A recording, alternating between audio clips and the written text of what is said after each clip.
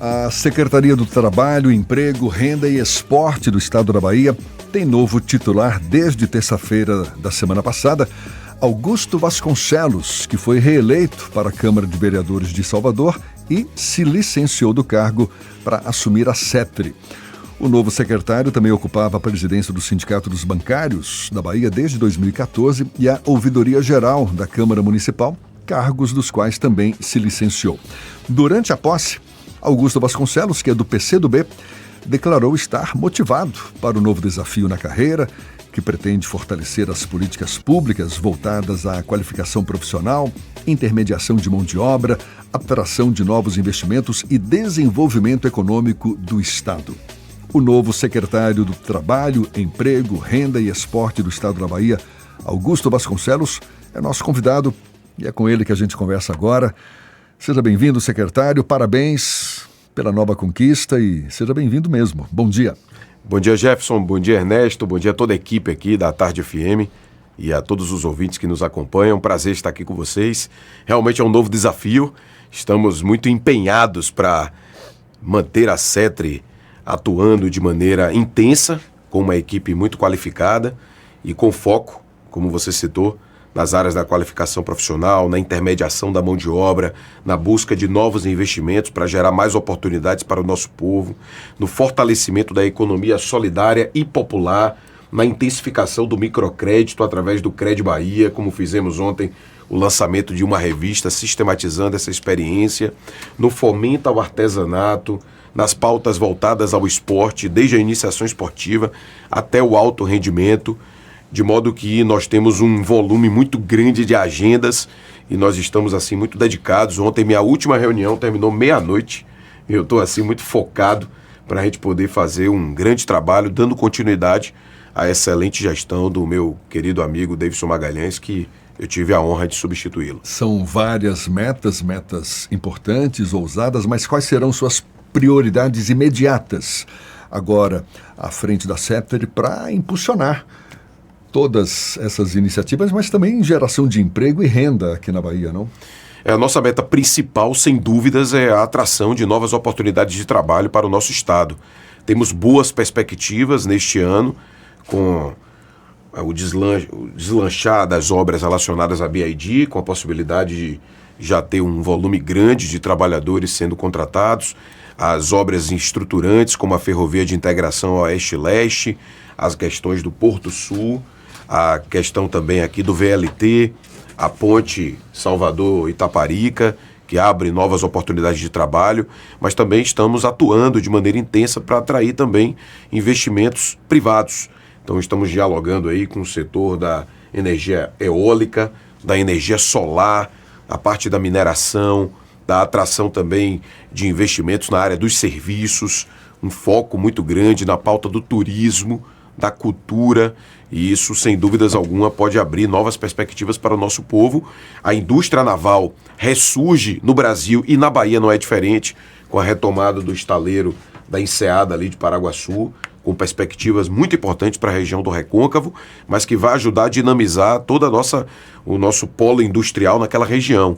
O fortalecimento do polo industrial de Camaçari também é um dos focos nossos, e nós vamos seguir atuando de maneira intensa através do Cine Bahia na intermediação da mão de obra, mas também com um poderoso programa de qualificação profissional que pretende qualificar aí mais de 40 mil trabalhadores nesse ano. Então a gente vai se dedicar muito a essa missão, mas temos também uma atuação muito dedicada ao pequeno, né? Ao pequeno empreendedor, ao pequeno artesão, através do nosso fomento ao artesanato. Na pauta da economia solidária, vamos realizar esse ano o Festival Nordestino de Economia Solidária. Então a Bahia será sede de uma deliberação do Consórcio dos Estados do Nordeste e vamos realizar esse festival, né? Esse grande evento, justamente porque a Bahia se tornou referência na pauta da economia solidária e popular, com uma visão de sustentabilidade acoplada com a lógica do trabalho decente, no enfrentamento ao trabalho análogo à escravidão, na erradicação do trabalho infantil, nas questões da presença da mulher no mercado de trabalho, nas pautas voltadas aos empregos verdes e outros temas, como, por exemplo, a inclusão produtiva da juventude, aliada com a educação. Inclusive, Vamos ter uma reunião importante com a secretária estadual de Educação, a minha querida amiga Rovena, na próxima semana, para a gente poder afinar o lançamento de um projeto para a ocupação das escolas com esporte, com cultura, com lazer, com a qualificação profissional. Então, realmente tem muitos desafios pela frente. Se a gente for entrar na área do esporte, então, a Bahia, que é referência nacional nessa pauta... Então vamos entrar. Já entrando aqui na pauta do esporte. Porque, eu sei que estão nos seus planos aí. Enfim, iniciativas para beneficiar o esporte aqui na Bahia, desde a iniciação esportiva até o alto rendimento, como o senhor mesmo destacou, visando a inclusão social, revelando novos talentos. O Faz Atleta, que é um importante mecanismo aí do Estado para apoiar atletas, empresas que promovem eventos. O que está no seu radar? Quanto de recursos devem ser disponibilizados para esse setor, secretário?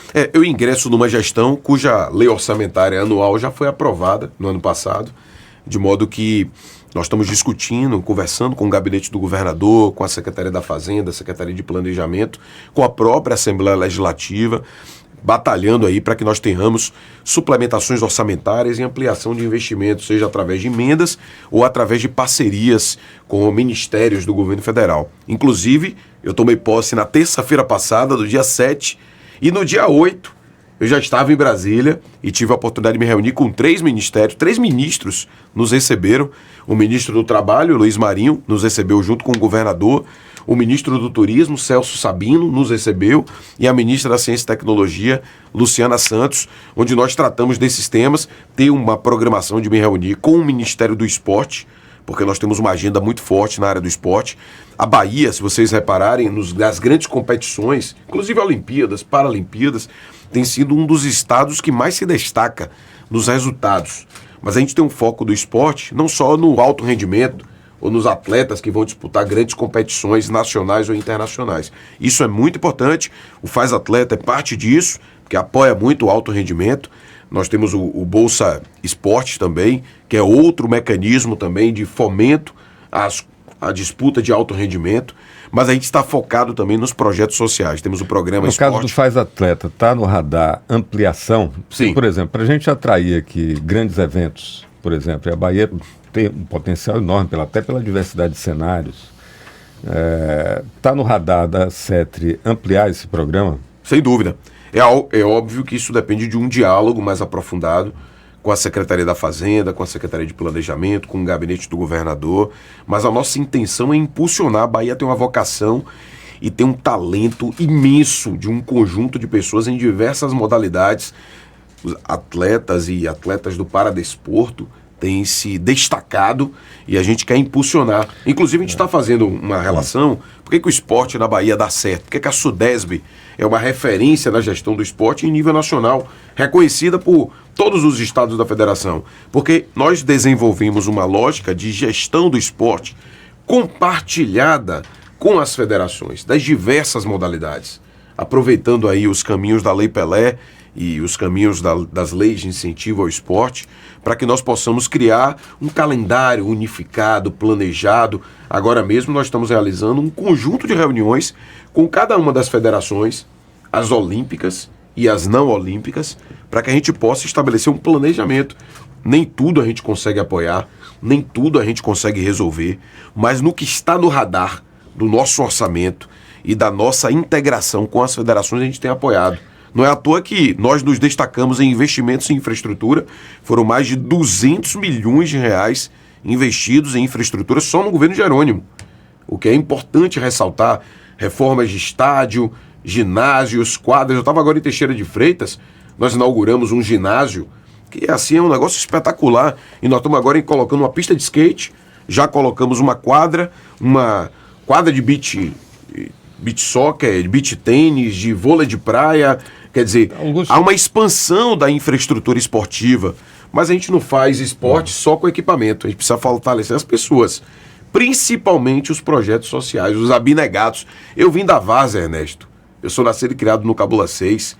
Tem uma história ligada ao futebol de várzea, à capoeira, ao judô, lá no meu bairro, onde eu participei de projeto social, e tenho, assim, um apreço muito grande por essas pessoas que se dedicam. Então, a gente formatou um programa que já está em curso, em apoio a esses projetos que já existem. através do projeto Esporte por Toda Parte, que garante uma bolsa para esse professor. Paradesporto, secretário, porque a gente entrevistou aqui, não estou me lembrando, foi uma fonte da SET também, né?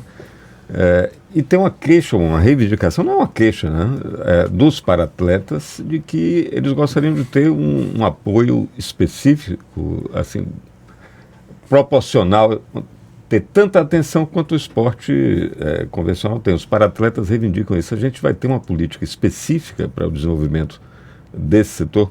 Vamos sim, Ernesto. Eu, inclusive, sou um pai atípico. Vocês sabem que eu tenho um filho que tem uma deficiência, né? Meu filho tem síndrome de Down, tem uma cardiopatia congênita. É um tema que é um dos focos da minha atuação como vereador na Câmara de Salvador. Sim. Inclusive, fui autor da Lei Municipal dos Atletas do Paradesporto, que instituiu o dia 22 de setembro como uma data para a gente poder fortalecer as políticas públicas nessa área. Estou muito focado nesse tema, inclusive em diálogo com o nosso coordenador do Paradesporto, que é o querido amigo Júnior, juntamente com outros ativistas do movimento da pessoa com deficiência, que compõem nossa equipe lá na Secretaria do Trabalho, Emprego e Renda e Esportes, a exemplo de Jailson, que é um cadeirante muito ativista, Marleide, que é uma mãe atípica de um jovem atleta, que é o Igor, que é campeão mundial de jiu-jitsu, disputando aí em Abu Dhabi, em Dubai, disputando competições na Ásia, na Europa, e com apoio muito forte aí das políticas de incentivo aos atletas de alto rendimento. Então vai ser um foco muito grande da nossa atuação também, a inclusão através do esporte. E é bom ressaltar, foi boa a sua pergunta, que quando a gente está falando de inclusão através do esporte, significa apoiar o alto rendimento. Tem muitos atletas do paradesporto que têm se destacado em várias modalidades, mas também significa fazer do esporte uma ferramenta acoplada com a educação, né?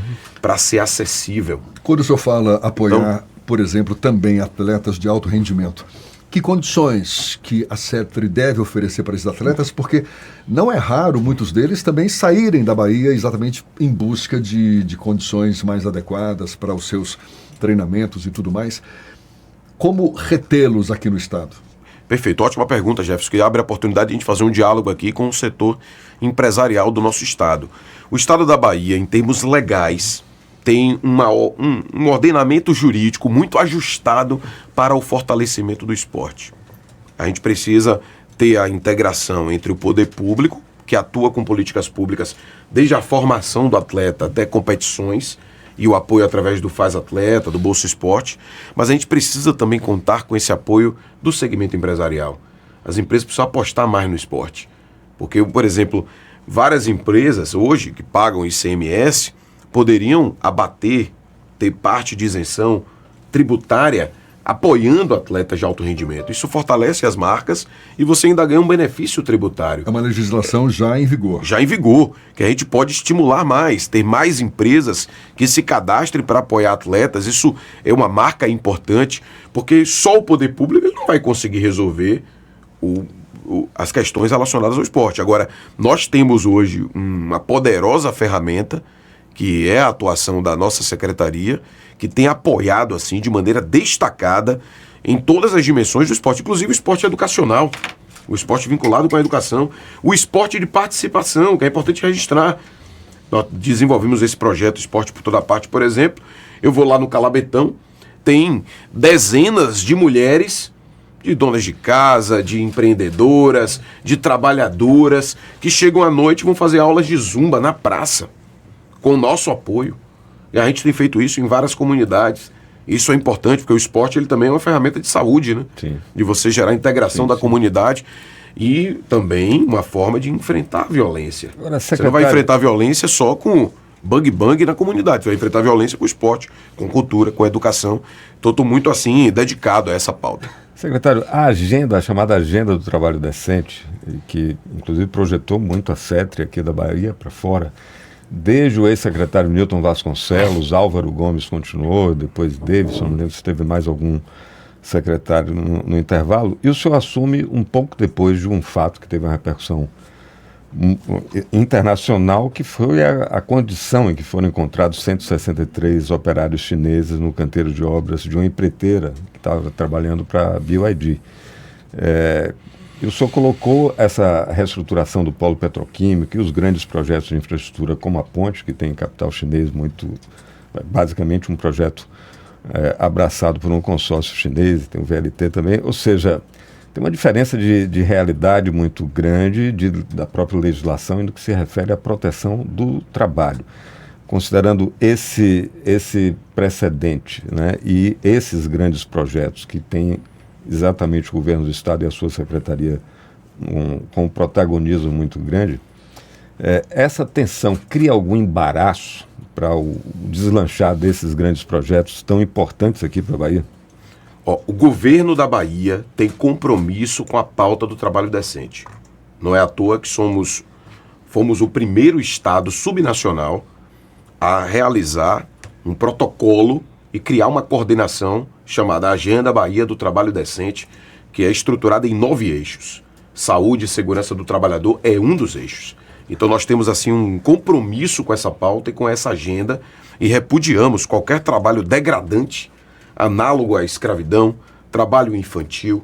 Repudiamos qualquer trabalho que coloque em risco a vida das pessoas e comprometa a saúde dos trabalhadores. Então isso é um compromisso do nosso governador Jerônimo e é um compromisso da nossa secretaria. Então só para limpar o terreno, para a gente poder conversar sobre isso. E isso vale para qualquer empresa, nacional ou estrangeira. E nós confiamos nos órgãos fiscalizadores. Há uma apuração em curso, que nós não tivemos acesso a todo o conteúdo. No entanto, sabemos do que aconteceu. O Ministério Público do Trabalho, em conjunto com a Auditoria Fiscal do Trabalho, tem acompanhado os desdobramentos dessa investigação. A empresa teve a oportunidade de fazer a sua defesa. Se trata de uma terceirizada da BID, contratada para realizar a obra que vai ter as instalações da fábrica. E essa empresa já teve a rescisão do seu contrato, essa construtora, que é uma empresa que foi subcontratada, né, pela BID, e nós estamos conversando com a empresa, inclusive tem uma reunião agora mais tarde, né, agora pela manhã ainda, com a BID para tratar deste tema. A parte da investigação e da apuração não é responsabilidade da nossa secretaria, nem do governo do Estado, sim, porque é uma atribuição do Ministério Federal, Público do Trabalho e da Auditoria Fiscal do Trabalho, que pertence ao Ministério do Trabalho. Isso está em curso. Estive na semana passada com o ministro Luiz Marinho, o ministro do Trabalho. Esse assunto também foi abordado. Então, uma coisa é a investigação e a empresa vai ter que se adequar à legislação brasileira.